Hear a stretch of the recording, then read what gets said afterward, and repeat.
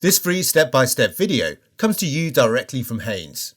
You can complete more than 200 jobs on this vehicle when you purchase the complete Haynes online manual at haynes.com. Open the passenger's front door and pull the bonnet release handle. Open the bonnet a little, lift the safety catch and fully open the bonnet. The battery is located under a cover at the front of the engine compartment. Release the clip and lift the cover from the battery. Slacken the nut and disconnect the negative lead clamp from the battery terminal using a twisting motion. Position the clamp away from the battery terminal to avoid accidental reconnection.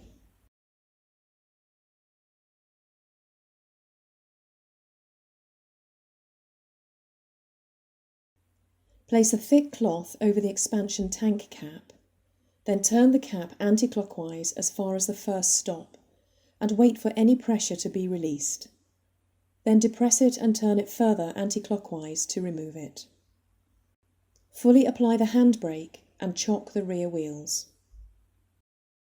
Position the jack head under the front subframe rear mounting point, then raise the front of the vehicle. Place an axle stand under the reinforced section of the door sill flange. Fully slacken and remove the wheel retaining nuts. Remove the front wheel. Undo the fasteners and remove the lower splash shield from under the wheel arch.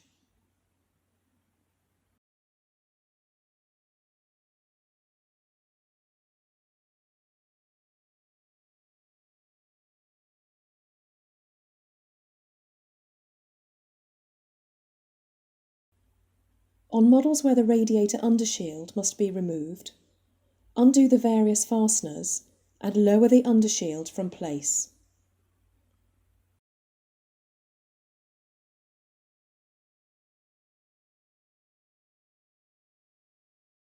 Place a suitable container beneath the right-hand end of the radiator. Fully unscrew the radiator drain plug and allow the coolant to drain into the container. When the coolant is fully drained, remove the container from beneath the vehicle. Refit and securely tighten the radiator drain plug. If the auxiliary belt is to be reused, mark it so that it can be installed the same way round. Using a 3/8 inch square drive tool, rotate the tensioner pulley anti-clockwise to release the pressure on the drive belt. Slip the drive belt from the pulleys. Slowly release the tensioner and manoeuvre the belt from place.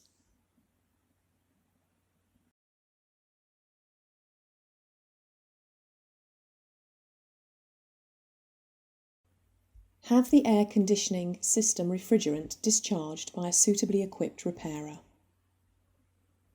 Release the clamp and disconnect the radiator upper hose to provide access to the alternator upper bolt. Unscrew the bolt and disconnect the union block from the air conditioning compressor.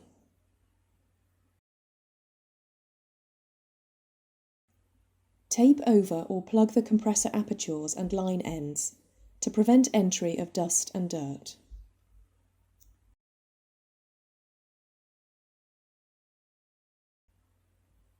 Support the air conditioning compressor, then unscrew the mounting bolts. Lower the compressor from the engine. Keep the compressor level during handling and storage. Disconnect the compressor wiring plug as it's withdrawn.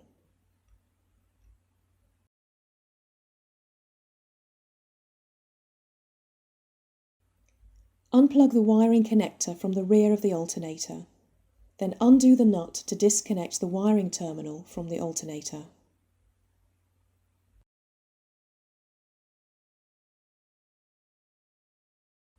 Undo the alternator upper retaining bolt and unclip the wiring harness support bracket where fitted.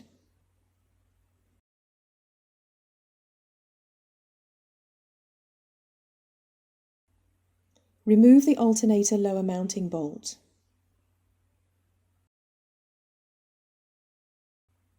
Lower the alternator from the mounting bracket.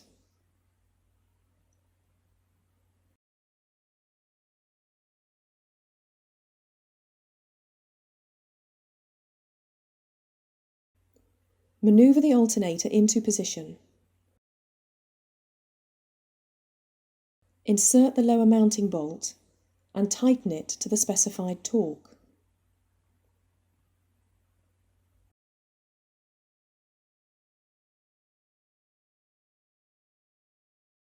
Insert the upper mounting bolt and tighten it securely.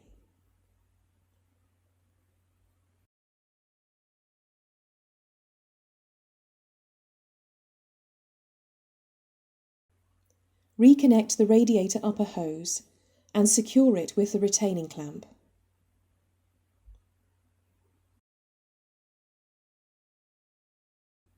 Reconnect the wiring terminal to the alternator, securely tighten the nut and press the rubber cap over the nut.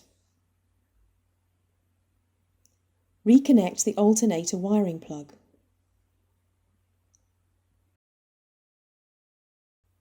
Remove the sealing tape and renew the air conditioning compressor O-ring seals.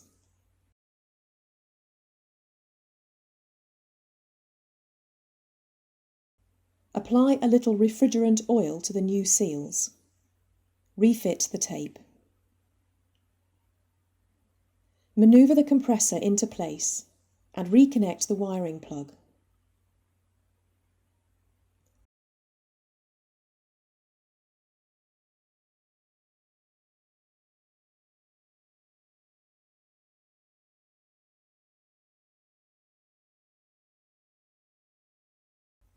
Insert the compressor mounting bolts and tighten them to the specified torque.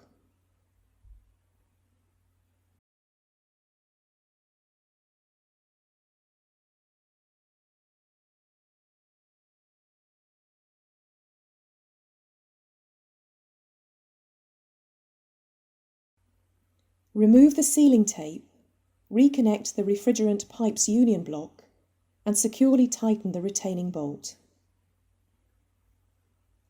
Upon completion, have the refrigerant circuit recharged by a suitably equipped repairer.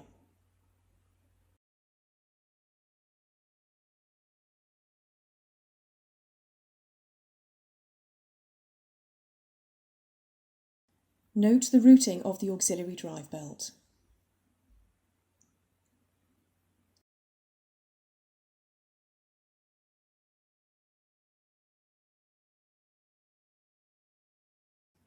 Locate the belt around the various pulleys, ensuring the ribs of belt are centrally located in the pulley grooves.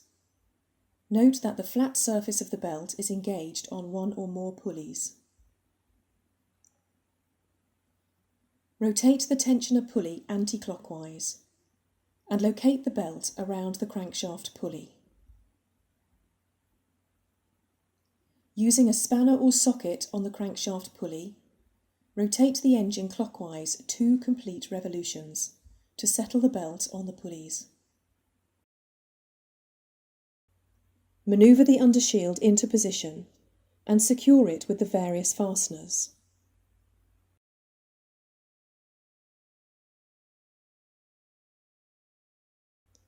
Don't omit the deflector each side at the rear of the undershield.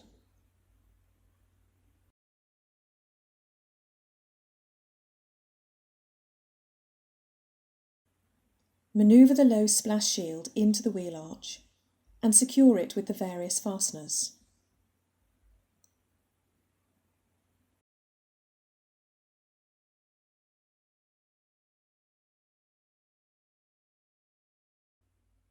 Locate the front wheel over the studs on the hub, then refit the retaining nuts and lightly tighten them.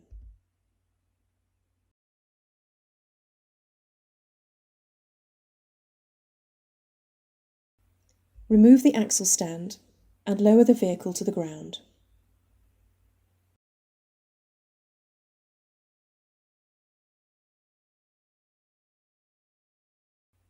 Tighten the road wheel nuts to the specified torque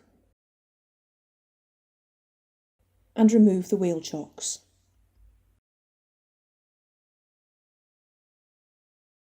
Fill the expansion tank up to the max level mark with a suitable coolant mix. Refit the filler cap. Start the engine and allow it to idle until it reaches normal operating temperature. After 5 more minutes, switch off the engine and allow it to cool for at least 30 minutes. Then remove the filler cap and top up the coolant to the max mark. Reconnect the negative lead clamp, pressing down and twisting at the same time. Tighten the clamp retaining nut securely. Engage the rear of the cover with the battery tray, then lower it over the battery and ensure the retaining clip at the front engages. Close the bonnet firmly to ensure the locking catch engages.